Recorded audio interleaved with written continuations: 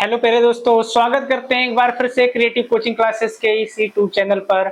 आ गए हैं क्लास 12 के एक नया वीडियो लेकर। अब पिछले वाले पार्ट में आपको हम बताए थे कि दो आवेशों के बीच तीसरे आवेश की संतुलन अवस्था क्या होती है। ये दो आवेश हैं, इसमें दो कंडीशन आप सबकी बनी थी और आपको पता है भाई, दो कंडीशन जो बनी थी पेपर के लिए बहुत ज्यादा इंपॉर्टेंट थे।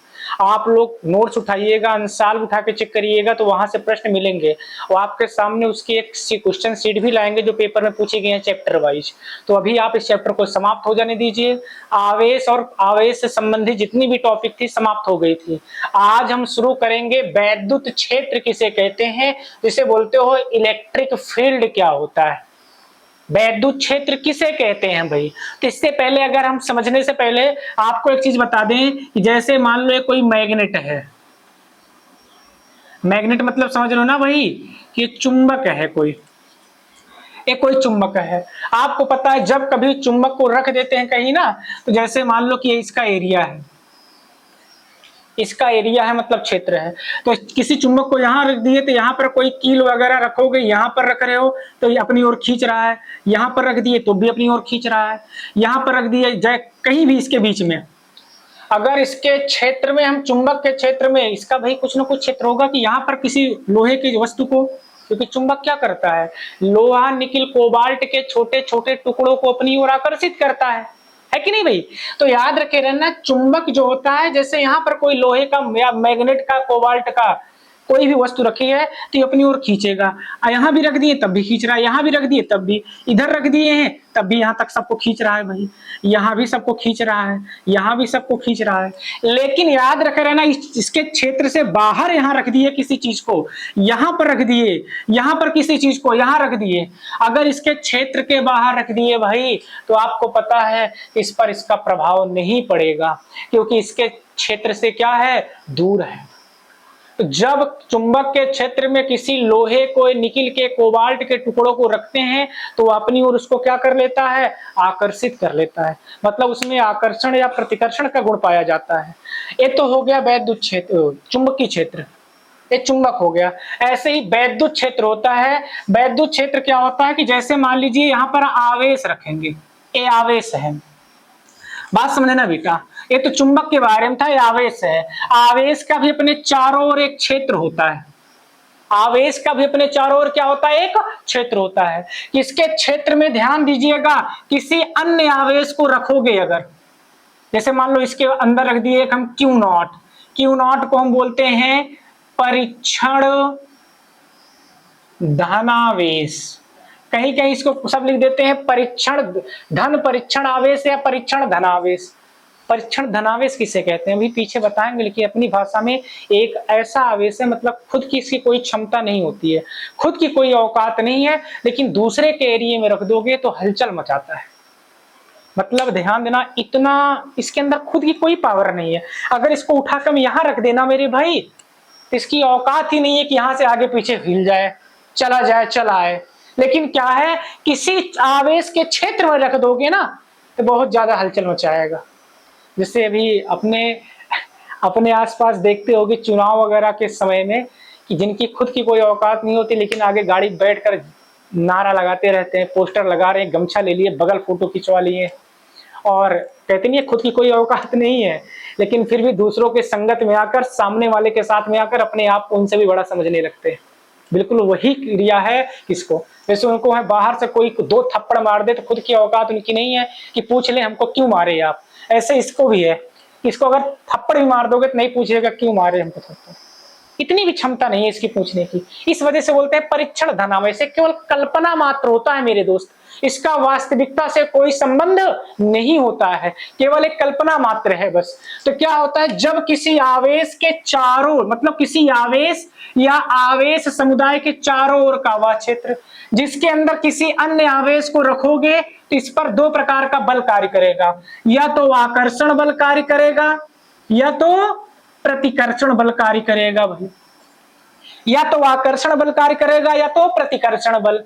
आपको पता है समान प्रकृति के हैं तो प्रतिकर्षण बल कार्य करेगा और विपरीत प्रकृति के हैं तो आकर्षण बल कार्य करेगा उस पर।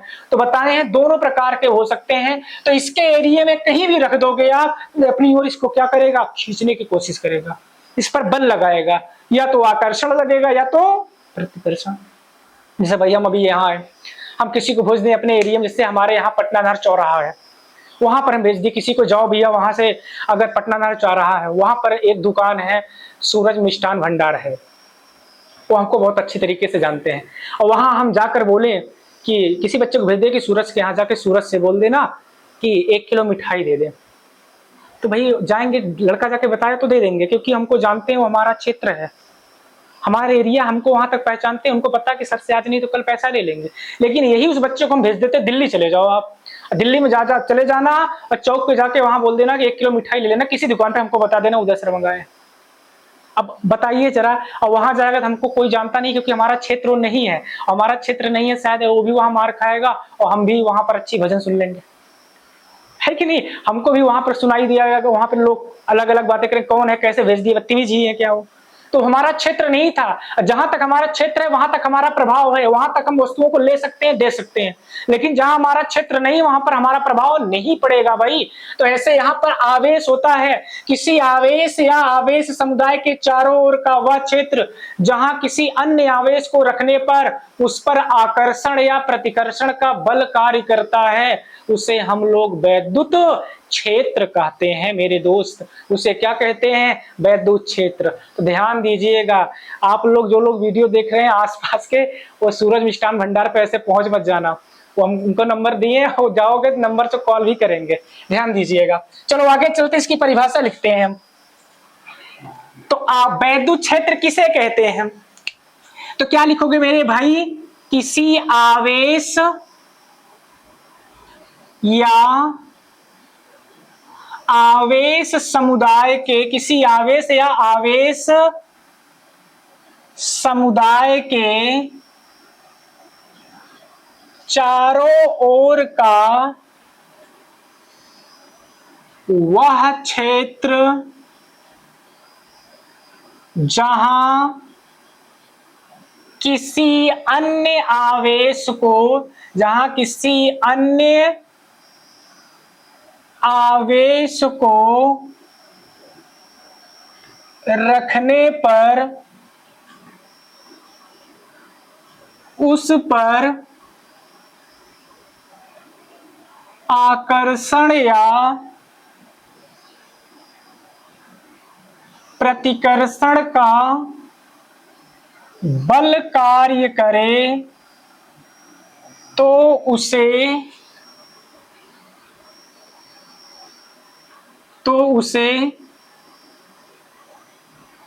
वैद्युत क्षेत्र कहते हैं। ध्यान देना मेरे दोस्त, किसी आवेश या आवेश समुदाय के चारों ओर का वह क्षेत्र जहां किसी अन्य आवेश को रखने पर उस पर आकर्षण या प्रतिकर्षण का बल कार्य करे, उसे क्या कहते हैं, वैद्युत क्षेत्र कहते हैं। इसके नीचे नोट पॉइंट में एक चीज हम नोट में लिखा दे मेरे दोस्त, ध्यान देना, यदि किसी आवेश को कहीं रख दें तो वो अपने चारों ओर वैद्युत क्षेत्र उत्पन्न कर लेगा, वैद्युत क्षेत्र उत्पन्न कर लेगा। यदि किसी आवेश को कहीं रख दें तो वह अपने चारों ओर वैद्युत क्षेत्र उत्पन्न कर लेता है। किसी भी आवेश को कहीं रखोगे मेरे भाई तो अपने चारों ओर क्या उत्पन्न कर लेता है, वैद्युत क्षेत्र उत्पन्न कर लेता है। अब इसके अलावा अगला पॉइंट हम नोट पॉइंट में ही लिख दे रहे हैं, ध्यान। अब अगली हेडिंग क्या डालेंगे हम लोग, वैद्युत क्षेत्र की तीव्रता डाल लेना हेडिंग भाई, वैद्युत क्षेत्र की तीव्रता। इससे हम बोलेंगे density of electric field, density of electric field, वैद्युत क्षेत्र की तीव्रता किसे कहते हैं मेरे दोस्त।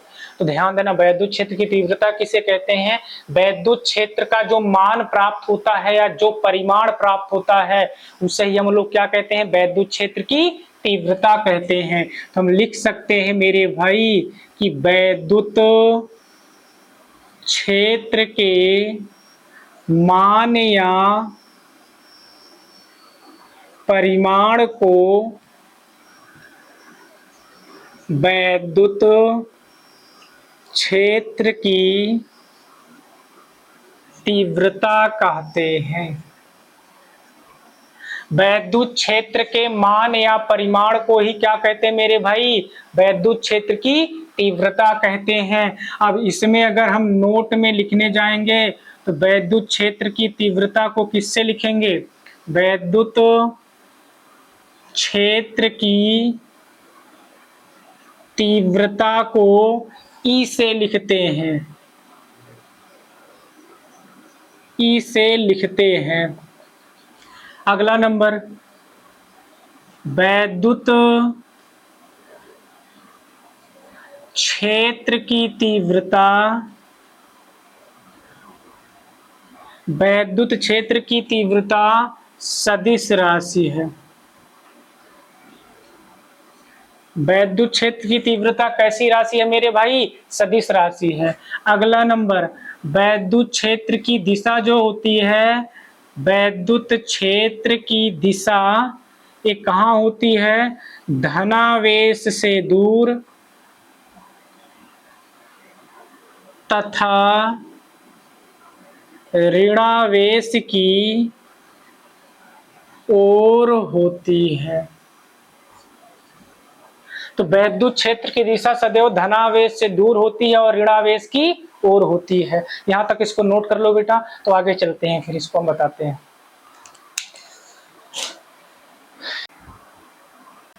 वैद्युत क्षेत्र की दिशा धनावेश से दूर तथा ऋणावेश की ओर होती है, यही बताए हैं। आप सब बताइएगा, अभी पीछे बताए ना। अब याद रखे रहना, उसके आगे चलो भाई चलते हैं। इसका सूत्र एक प्राप्त करते हैं, एक होता है जैसे लिख दिए कि माना किसी वैद्युत क्षेत्र में, एक मान लीजिए कोई वैद्युत क्षेत्र है में धन आवेश को रखने पर, धनावेश को, इसके बीच में कोई आवेश रख दिए, धनावेश को रखने पर उस पर लगने वाला वैद्युत बल, जैसे आवेश रख दिए तो इसके अपने चारों ओर क्या उत्पन्न करेगा मेरे भाई, अभी बताए थे वैद्युत क्षेत्र। मान लीजिए कोई धनावेश है क्यों, ये अपने चारों ओर वैद्युत क्षेत्र उत्पन्न करेगा। अगर इसके एरिया में कोई परीक्षण धनावेश क्यू नॉट को रख दें तो भैया ये अपनी ओर इसको क्या करेगा, आकर्षित करेगा या तो प्रतिकर्षित करेगा। तो वही लिख दिए हैं, माना किसी वैद्युत क्षेत्र में एकांक परीक्षण धनावेश को रखने पर उस पर लगने वाला बल F हो तो वैद्युत क्षेत्र होता है E बराबर F अपान क्यू नॉट, जो आवेश को ला रहे हो परीक्षण धनावेश क्यू नॉट कर दिए। अब यहां समझना, अगर भाई क्यू नॉट को हम एकांक मान लें, क्यू नॉट को 1 कूलाम मान लें, इसी को फिजिक्स में हम लोग बोलते हैं एकांक। क्यू नॉट मतलब, क्यू नॉट क्या है मेरे भाई, परीक्षण धनावेश, इसको 1 मान लिए एकांक। अगर यहां पर 1 मान लोगे ना, एकांक कर दोगे तो E बराबर हो जाएगा किसके, F के, E बराबर F के। तो यहां से एक परिभाषा और निकलेगी कि किसी वैद्युत क्षेत्र में एकांक परीक्षण धनावेश को, एकांक परीक्षण धनावेश को रखने पर लगने वाले वैद्युत बल को ही उस बिंदु पर क्या कहते हैं, वैद्युत क्षेत्र की तीव्रता कहते हैं। तो भाई ये वैद्युत क्षेत्र की तीव्रता, इसके पहले बताया कि वैद्युत क्षेत्र के मान या परिमाण को ही क्या कहते हैं, वैद्युत क्षेत्र की तीव्रता कहते हैं। अब भैया यहां से अगर इसका मात्रक देखें तो क्या हो जाएगा मेरे भाई, वैद्युत क्षेत्र की तीव्रता का मात्रक। और वैद्युत क्षेत्र की तीव्रता का मात्रक यहां से देखना मेरे भाई, एक तो यहाँ E बराबर होता है F है बल, बल का मात्रक क्या होता है, न्यूटन, और बटे का मतलब होता है प्रति, क्यू नॉट क्या है, आवेश है भाई, इसका मात्रक होता है कूलाम, एक इसका मात्रक हो जाता है भैया वोल्ट न्यूटन प्रति कूलाम, एक हो जाता है इसी का मात्रक होता है मेरे पागलों वोल्ट प्रति मीटर होता है। और ये दोनों मात्रक आप सबके यम के एस पद्धति में आते हैं, यम के एस पद्धति में आते हैं। अगला नंबर, अगर वैद्युत क्षेत्र की तीव्रता की बीमा देखें, वैद्युत क्षेत्र की तीव्रता की बीमा क्या होगी, तो बीमा वगैरह बहुत जरूरी है निकालना। देखो भाई, इसका सूत्र होता है, देखो मात्रक अगर पता है तो बीमा निकाल सकते हो, न्यूटन प्रति कूलाम है। न्यूटन किसका मात्रक होता है मेरे दोस्त, बल का। तो अगर हम बल की बीमा, देखो बल, यफ है बल, बात समझना, बल, बल को हम लोग लिखते किससे, यफ से, इसका मात्रक होता है न्यूटन। और इसकी बीमा क्लास 11 में पढ़े होगे, एम एल टी माइनस 2। आवेश या परीक्षण धनावेश कुछ भी बोल दे, इसकी एक इसका मात्रक प्रतीक क्या होता है, क्यों, इसका मात्रक होता है कूलाम, और इसका बीमा होता है भैया टीए। क्या होता है, टीए। तो यही रखो ना, वैद्युत क्षेत्र की तीव्रता की बीमा निकालनी है मेरे पागलों, तो बीमा क्या होगी, होता है न्यूटन। न्यूटन का की बीमा क्या होगी, एम एल टी माइनस 2। प्रति का मतलब बटा, कूलाम, कूलाम की बीमा क्या होती है, टीए। ध्यान देना, यहाँ पर कुछ नहीं तो एक माना जाएगा। इसको अगर आगे बढ़ाएं तो ऊपर है यम एल टी माइनस 2, घात नीचे प्लस में है, ऊपर ले जाओगे तो माइनस में, नीचे प्लस में है, ऊपर ले जाओगे तो माइनस में। अब इसको हम सही रूप अगर बना दें तो हो जाएगा यम यल, देखो आधार दोनों में बराबर है, दो बड़ा चिन्ह लगाओ, माइनस माइनस का प्लस, 2 1 3, ए माइनस 1 है। तो यहाँ वैद्युत क्षेत्र की तीव्रता की बीमा क्या हो गई भाई, एम एल टी माइनस 3 ए माइनस 1 हो गई। अब इसके अलावा अगर हम वैद्युत क्षेत्र के प्रकार की बात करें तो वैद्युत क्षेत्र का प्रतीक अगर देखें भाई, वैद्युत क्षेत्र का प्रतीक जो होता है, ये होता वैद्युत क्षेत्र की तीव्रता। वैद्युत क्षेत्र की तीव्रता लिख लो, वैद्युत क्षेत्र की तीव्रता का जो प्रतीक है वो इस आकार में दर्शाया जाता है, होता है, यानी एक तीर द्वारा, एरो द्वारा दर्शाया जाता है। अब इसके अलावा अगर वैद्युत क्षेत्र के प्रकार की बात करें, वैद्युत क्षेत्र के प्रकार, तो 2 प्रकार का होता है, ध्यान दीजिए। एक होता है एक समान वैद्युत क्षेत्र, एक समान वैद्युत क्षेत्र, और एक होता है असमान वैद्युत क्षेत्र। एक होता है एक समान वैद्युत क्षेत्र, अगला क्या होता है भाई, असमान वैद्युत क्षेत्र होता है। एक समान वैद्युत क्षेत्र किसे कहते हैं, जिसमें मान, ये तो परिमाण होगा भैया, तीर इसकी दिशा होती है, जिसमें परिमाण और दिशाएं एक ही ओर हो तो उसे कहते हैं एक समान वैद्युत क्षेत्र। असमान वैद्युत क्षेत्र जिसमें देखो परिमाण और दिशाएं अलग हो, जैसे इसमें दिशा इधर है तो इसकी दिशा इधर है, तो इसे बोलेंगे हम लोग असमान वैद्युत क्षेत्र। तो वैद्युत क्षेत्र मेरे भाई 2 प्रकार के होंगे, एक समान वैद्युत क्षेत्र, असमान वैद्युत क्षेत्र। वैद्युत क्षेत्र का मात्रक क्या होगा, न्यूटन प्रति कूलाम और वोल्ट प्रति मीटर होता है भाई। इसको हम यम के एस पद्धति में लिखते हैं। वैद्युत क्षेत्र की तीव्रता की बीमा, तो बेटा इतना सब करने नहीं जाना, आप इसको याद कर लेना, एम एल टी माइनस 3 ए माइनस 1, ये तो आपको निकालना बताया कैसे निकाला जाता है। वैद्युत क्षेत्र की तीव्रता को हम टी द्वारा व्यक्त करते हैं। वैद्युत क्षेत्र 2 प्रकार का होता है, एक होता है एक समान वैद्युत क्षेत्र, अगला क्या होता है मेरे भाई, असमान वैद्युत क्षेत्र होता है। यहां तक समझ में आई बात, इसको नोट कर लीजिए, फिर चलते हैं आगे। अभी तक आपने क्या पढ़ा कि वैद्युत क्षेत्र 2 प्रकार के होते हैं, एक समान वैद्युत क्षेत्र और असमान वैद्युत क्षेत्र, इसको बता दिए। अब इसी में अभी आपको एक चीज बताए थे, परीक्षण धनावेश क्या होता है। देखो भाई यहाँ पर लिख भी दिए हैं कि परीक्षण धनावेश, टेस्ट पॉजिटिव चार्ज किसे कहते हैं, कि कूलाम ने, यहाँ लिख भी दिए, कूलाम ने विभिन्न प्रायोगिक घटनाओं का अध्ययन करने के लिए एक आवेश की कल्पना की जिसे परीक्षण धनावेश कहते हैं। मतलब एक कल्पना किए थे, काल्पनिक आवेश था, वास्तविकता से इसका कोई संबंध नहीं था मेरे दोस्त। इसी वजह से यहाँ लिख दी है कि परीक्षण धनावेश केवल काल्पनिक आवेश है, वास्तविक आवेश नहीं है। तो कूलाम ने विभिन्न प्रायोगिक घटनाओं के अध्ययन के लिए एक आवेश की कल्पना की थी, जिसे हम लोग क्या बोलते हैं, परीक्षण धन आवेश। इसकी खुद की कोई वैल्यू नहीं होती, लेकिन किसी के क्षेत्र में रख दोगे तो अपने आप को उससे भी बड़ा समझने लगेगा। अगला नंबर इसी को अथवा करके ऐसे बोल सकते हो कि वह बिंदुवत धनात्मक आवेश जिसका अपना कोई वैद्युत क्षेत्र नहीं होता, जो अन्य किसी आवेश पर बल आरोपित नहीं करता लेकिन दूसरे आवेशों द्वारा लगाए गए बल का अनुभव करता है, परीक्षण धनावेश कहते हैं। परीक्षण धन आवेश कहते हैं। तो अभी लिख दिए। एक चीज और भाई, अगर लिखना चाहो तो परीक्षण धन आवेश को लिखते किससे हैं, परीक्षण धनावेश को Q0 से लिखते हैं। परीक्षण धनावेश को Q0 से लिखते हैं। तय हुआ परीक्षण धनावेश। आपको वीडियो कैसी लगी, उम्मीद करता हूँ बढ़िया लगी होगी। अगर ये अच्छी लगी तो अपने दोस्तों तक जरूर शेयर करिए और उनको बोलिए कि पूरी क्लास अटेंड करें और सब्सक्राइब करना ना भूलें। मिलते हैं कल एक नए वीडियो के साथ, तब तक के लिए नमस्कार।